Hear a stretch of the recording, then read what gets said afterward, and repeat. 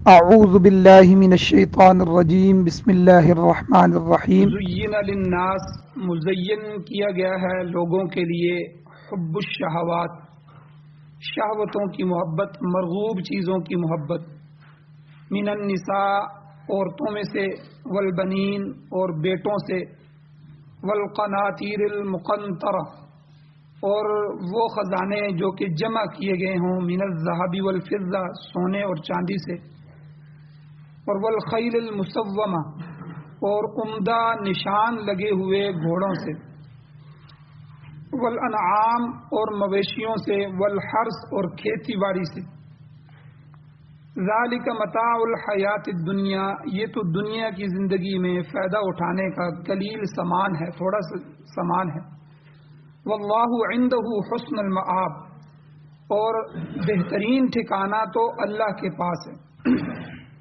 قل اے میرے نبی جی ان کو فرما دیجئے اونبئکم کیا میں تم کو نہ بتاؤں بخیر من ذالکم ان چیزوں سے زیادہ بہتر چیز وہ کیا ہے کہ للذین اتقوا ان لوگوں کے لیے جنہوں نے تقوی اختیار کیا اللہ سے ڈرے نیک لوگ عند ربہم ان کے رب کے پاس ان کے لیے جنات باغات ہوں گے ایسے باغات کے تجری من تحتها الانہار جن کے نیچے نہریں جاری ہوں گی خالدین فیہا وہ ہمیشہ ہمیشہ رہیں گے اس میں وازواج مطہرۃ اور وہاں ان کے لیے پاکیزہ بیویاں ہوں گی ورضوان من اللہ اور اللہ کی طرف سے رضوان یعنی رضامندی اور خوشنودی ہوگی واللہ بصیر بالعباد اور اللہ تعالی بندوں پر نگاہ رکھنے والا ہے بندوں کو دیکھنے والا ہے سورہ آل عمران کی آیت نمبر 14 اور 15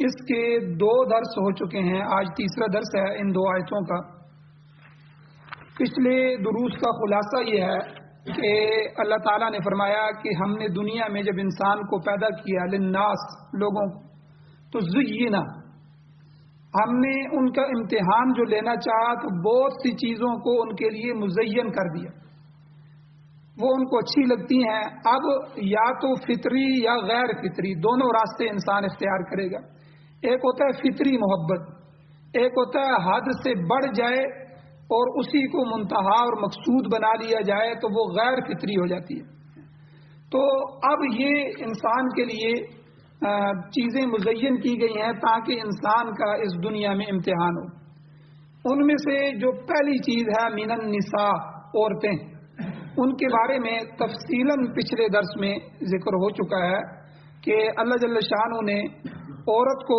مقام بھی دیا ہے عورت کی فضیلت بھی بیان فرمائی ہے عورت کا مقصد بھی بیان فرمایا ہے اور حضور علیہ السلام کی بے شمار احادیث بھی میں نے بیان کی لیکن اس کے برخلاف اگر عورت کی محبت بڑھ جائے فطری سے غیر فطری ہو جائے تو یہی چیز انسان کی تباہی کا باعث بن سکتی ہے تاریخ بھری ہوئی ہے کتنے واقعات تاریخ میں محفوظ ہیں جن کا مرکزی کردار عورت تھی بڑی بڑی سازشیں ہوئیں اس میں پیچھے عورت تھی بڑی بڑی سلطنتیں حکومتیں تباہ ہوئیں عورت کی وجہ سے بے حیائی عورت کی وجہ سے پھیلی مرد خود بے حیائی نہیں پھیلا سکتا جب تک کہ عورت کی طرف سے پہل نہ ہو یا عورت کی طرف سے آگے نہ ہو اب یورپ والوں نے عورت کو گھر سے باہر نکالنے کے لیے ایک جملہ پیش کیا کہ عورتوں کے حقوق عورتوں کو باہر نکالا جائے عورتوں کو میدان میں لایا جائے پھر انہوں نے کیا کیا پھر وہی عورتیں انہوں نے دکانوں کی زینت بنا دی دفتروں کی زینت بنا دی اسپتالوں کے اندر ان کو بھرتی کر دیا ہوائی جہازوں میں ایئر ہوسٹس بھرتی کیا گیا آپ اندازہ لگائیں کہ ہمیں جو ہے مشرق والوں کو یہ مغرب والے کہتے ہیں یورپ والے کہ یہ مشرقی لوگ جو ہیں یہ عورت کو بند رکھتے ہیں قید رکھتے ہیں عورت گھر میں ان کی نوکر بنی رہتی ہے حالانکہ آپ اندازہ لگائیں یہی عورت اگر پردے کے اندر عزت کے ساتھ گھر کی 4 دیواری میں اپنی تمام ضرورتوں کو پورا کرتے ہوئے اور سب مردوں کی محبت باپ بھی محبت کرے گا بیٹا بھی محبت کرے گا بھائی بھی اس سے محبت کرے گا ٹھیک ہے تو اس میں رہتے ہوئے اگر ان کی خدمت کرے تو اس کو یہ کہتے ہیں یہ دقیانوسی ہے یہ اندھیرے ہیں یہ عورت پر ظلم ہے لیکن یہی عورت اگر ایئر ہوسٹس بن جائے जहाज में आधी निकर पहन ले, अपना जिस्म भी लोगों को दिखाए और उनको जो है अपने कोई किसी को शराब पेश करे, किसी को के साथ हंसे, ठीक है, और वो लोग उसके हवस का जो है उसको निशाना बनाए, वो आज़ादी है, उसको आज़ादी कहते हैं कि इसको एयर होस्टेस बनाया जाए, वहाँ इसकी अच्छी तनख्वाह होगी। काम क्या है जी इसका? ये वहाँ के लोगों को खाना पेश करेगी, वहाँ के लोगों को मशरूब पेश करेगी और अपना जिस्म दिखाएगी। इसका लिबास हम ऐसा रखेंगे कि लोगों की इंटरटेनमेंट होगी, लोग उससे हमारे कंपनी की तरफ ज्यादा आएंगे। हमारे जहाज़ों के अंदर अब तो बसों के अंदर भी शुरू कर दिया गया, बसों के अंदर औरत का क्या काम है? ये जिल्लत की इंतहा है कि औरत को कंडक्टर की जगह लगा दिया गया। औरत टिकट काट रही है, हर मर्द के पास जाती है, जी आपको पानी चाहिए, ठीक है, आपको क्या चाहिए, लिबास उसका ऐसा बनाया गया ताकि लोग हमारी कंपनी, यानी कंपनी, मर्द ने औरत को अपने कारोबार के लिए इस्तेमाल, अब करोड़ों रुपए का इश्तिहार है, उस इश्तिहार के लिए औरत को नंगा किया जाता है। और हम देखते हैं जो है अखबारों में बना हुआ है, अपनी कंपनी, अपनी प्रोडक्ट बेचने के लिए औरत को इस्तेमाल किया गया और उसको रैंप के अंदर नचाया गया, उसके बेलिबास किया गया। इसको कहते हैं ये आज़ादी है। देखिए औरत आज़ाद है। और जो औरत घर में बैठ के इज्जत के साथ अपने वालिद का इकराम करे, अपने खामन के लिए, अपने बच्चों के लिए रोटी पकाए, ठीक है, अपने लिए खाना जो है मांगे और इज्जत के साथ जिए, उसको कहते हैं ये दकियानूसी है, ये अंधेर नगरी है, ये तो पुराने ख्यालात हैं, ये औरत के ऊपर जुल्म है। ये औरतों के हुकूक के नाम से इन्होंने औरतों के प्रत्येक पर्दे को नोच दिया गया, फिर पर्दे के बाद औरत के लिबास को नोचा गया, फिर औरत को जो है जहां बिठाना चाहा उन्होंने वहां बिठा दिया और इसको आज़ादी का नाम दिया। तो बहरहाल जब से औरत जो है दुकानों की जीनत बनी है, दफ्तरों की, अस्पतालों की जीनत बनी है, हवाई जहाज़ों में एयर होस्टेस बन के आई है और इसी तरह फौज में उसको भर्ती किया गया, फिर खेल के मैदानों में उसको दौड़ाया गया। अब देखें फुटबॉल की टीम, औरतों की टीमें बनाई गई, वॉलीबॉल की टीमें बनाई गई, क्रिकेट की टीमें बनाई गई, हॉकी की टीमें बनाई गई। याद रखें इसमें औरत को भागना पड़ता है, औरत के आज़ा होते हैं। वॉलीबॉल में औरत को उछलना पड़ता है, फुटबॉल में भागना पड़ता है। इसमें औरत के हर आज़ा को नुमाइश किया गया और इसको आज़ादी का नाम दिया गया। और इसीलिए अल्लाह ने फरमाया ज़ुय्यिना लिन्नास हुब्बुश शहवाति मिनन निसा, कि सबसे पहला नंबर जो मरगूब चीजें हैं जो हमारे इम्तिहान के लिए वो औरतें। तो अब एक और एतराज किया जाता है कि देखो जी हुजूर अलैहिस्सलाम ने भी तो औरत से मशवरे किए हैं, हजरत उमर रज़ी अल्लाह तआला ने मशवरे किए हैं, सहाबा ने मशवरा किए हैं। अब इसको खींच तान के औरत को बाहर निकाला गया कि भाई उसको मेंबरशिप दी जाए ना, उसके को म्यूनिसिपल कमेटियां हैं उनका मेंबर बनाया जाए, सूबाई असम्बली, कौमी असम्बली में उसको नुमाइंदगी दी जाए, वजारत और मुशारत का कलमदान उसके हवाले किया जाए। यानी दलील कहाँ से ली है कि हुजूर ने मशवरा किया।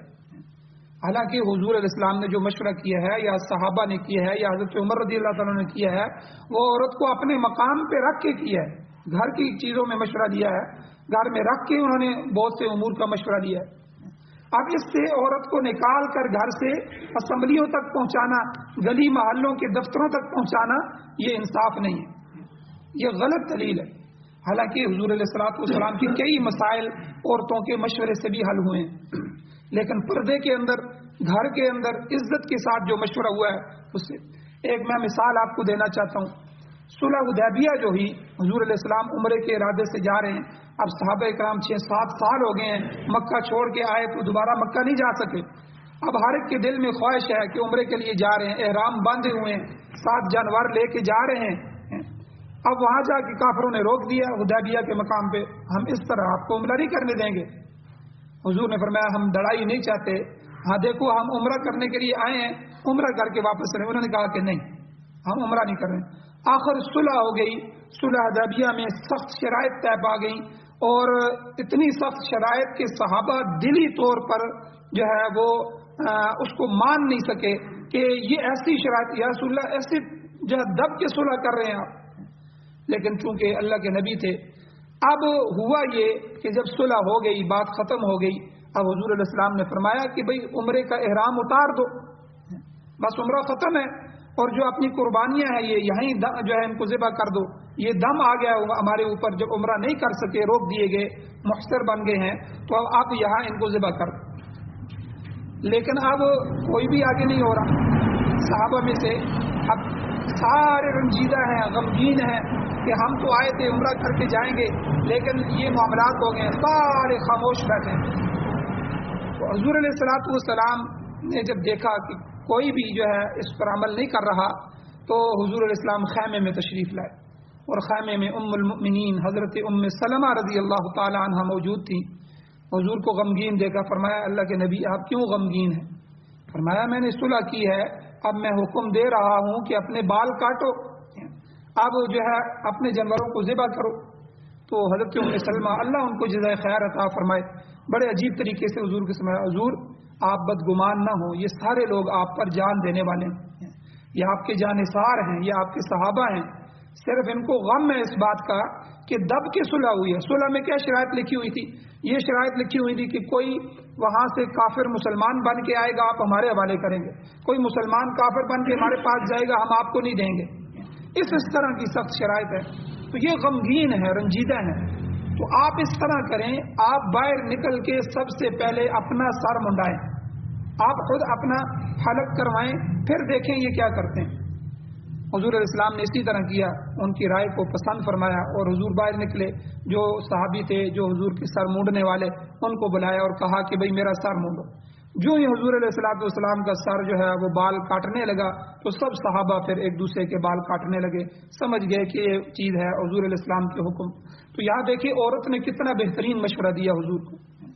تو اس لیے عورت سے گھر کے اندر اپنے خیمے کے اندر عزت کے ساتھ مشورہ دیا جا سکتا ہے، لیکن اس کو کھینچ کر باہر لے کر آنا، اسمبلیوں میں لے کے آنا، مجموعی طور پر حدیث میں حضور نے کیا فرمایا؟ حضور نے فرمایا النساء حبالۃ الشیطان، ایک حدیث میں حبالۃ الشیاطین، کہ عورتیں شیطانوں کی رسیاں ہیں، ان کے جال ہیں۔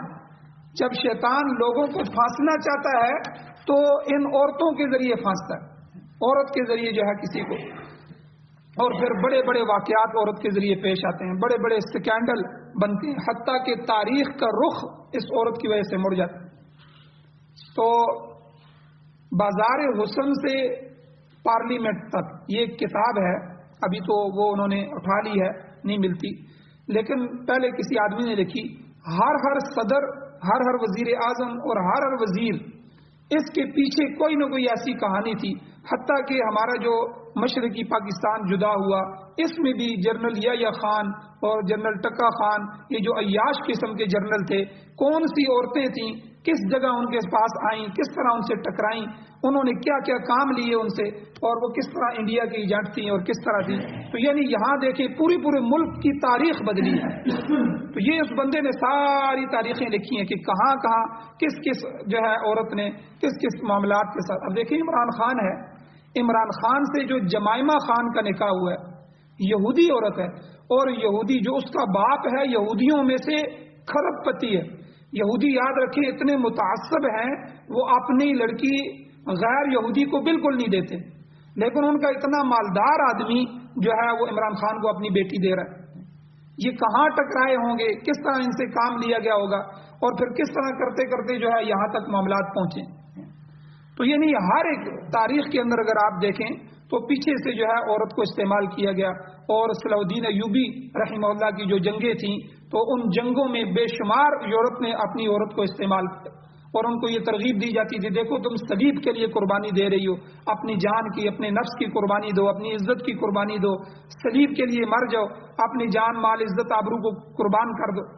پھر اس عورت نے جو ہے کئی جرنل تھے، ان جرنلوں کے گھر میں وہ عورتیں پلی، ان کے بچے ان سے ہوئے۔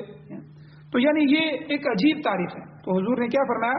النساء حبالۃ الشیاطین، عورتیں شیطانوں کی جال ہیں، ان جالوں سے وہ لوگوں کو گمراہ کرتے ہیں۔ ترمذی شریف کی حدیث ہے، حضور خاتم النبیین صلی اللہ علیہ وسلم کا پاک ارشاد ہے، حضور نے فرمایا 3 چیزیں حضور نے فرمائی، جب تک یہ 3 چیزیں ہوں گی تمہارے اندر خیر ہوگی، جب یہ 3 چیزیں نہیں ہوں گی، ان کا الٹ ہوگا تو تمہاری تباہی ہے۔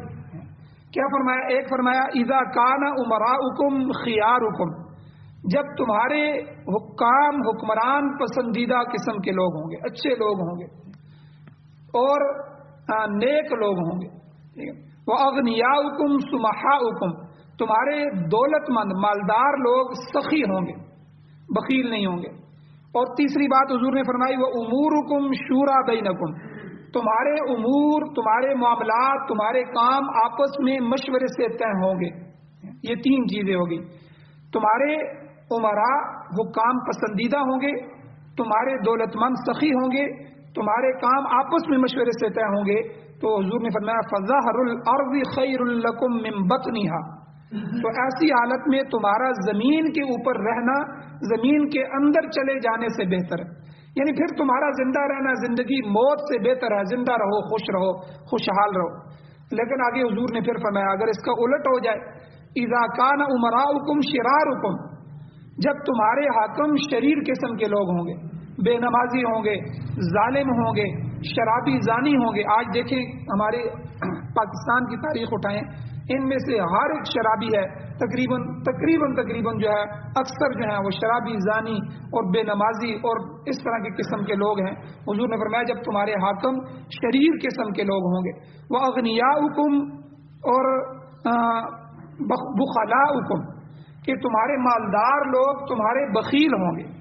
مالدار مال ہی نہیں خرچ کریں گے، نہ زکوٰۃ نکالیں گے، نہ غریب کو دیں گے، ٹھیک ہے، نہ جو ہے خرچ کریں گے، نہ مساجد مدارس کی تعمیر ہوگی، نہ کوئی بیوہ مسکین یتیم کے سر پہ ہاتھ ہوگا. بخیل قسم کے لوگ تمہارے امیر بن جائیں گے. اور تیسری چیز وَأُمُورُكُمْ إِلَى نِسَائِكُمْ، یہ بات میں بتانا چاہتا تھا. تمہارے امور، تمہارے کام تمہاری عورتوں کے ذریعے طے ہوں گے، اس عورتوں کے ہاتھ میں چلے جائیں گے. تو پھر حضور نے فرمایا پھر سمجھ لو بطن الارض خیر لکم من ظہرها، تمہارے لیے زمین کے اندر چلے جانا زمین کے اوپر رہنے سے بہتر ہے. یعنی تمہارا مر جانا ہی بہتر ہے. اسی لیے اللہ تعالیٰ نے فرمایا کہ لوگوں کے لیے خواہشات یعنی مرغوب چیزوں کی محبت کو مزین کیا گیا ہے، اور ان خواہشات اور مرغوب چیزوں میں اول نمبر جو ہے وہ عورت کا نمبر. اور دوسری چیز من النساء والبنین، بیٹے، اولاد. مرغوبات میں سے دوسری چیز اللہ نے کیا فرمایا؟ اولاد کے ذریعے تمہیں آزمایا جائے. اولاد کی محبت ایک خاص درجے میں اگر ہو تو فطرتی ہے، یاد رکھیں، یہ ہر ایک کو ہوتی ہے. حضور کو بھی محبت تھی، حضور کے بیٹے فوت ہو گئے، اور حضرت ابراہیم رضی اللہ تعالیٰ عنہ جو حضور کے بیٹے تھے، وہ جب فوت ہوئے 18 مہینے کے ہو گئے تھے، تو حضور کی آنکھوں سے آنسو آ، حضور رو رہے ہیں. تو ایک صحابی نے پوچھا حضور آپ بھی رو رہے ہیں؟ فرمایا یہ تو محبت ہے، یہ ایک فطرتی محبت ہے جو والدین کے دل میں اولاد کی ہوتی ہے. یہ تو فطرتی ہے، اس سے بچا نہیں جا سکتا. تو یہ فطرتی محبت. اور اسی طرح مال اور اولاد کو قرآن مجید میں دنیاوی زندگی کے لیے زینت قرار دیا گیا. اللہ نے قرآن میں فرمایا المال والبنون زینت الحیات الدنیا، مال اور اولاد تمہارے لیے دنیا کی زندگی کی زینت ہے. مگر اللہ نے ساتھ یہ بھی فرمایا انما اموالکم و اولادکم فتنہ، تمہارے مال اور تمہاری اولاد فتنہ بھی ہے، تمہارے لیے آزمائش ہے، فتنے کا باعث بھی.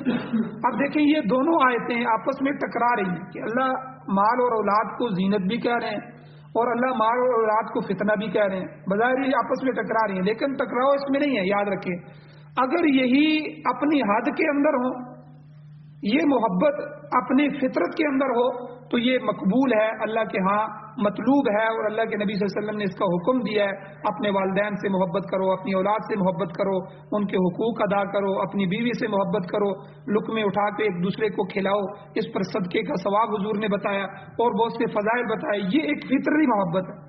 لیکن جب یہ محبت غیر فطری ہو جائے، حد سے بڑھ جائے، تو پھر دوسری آیت ہے انما اموالکم و اولادکم فتنہ، یہی تمہارے لیے فتنے کا باعث بن جائیں گے.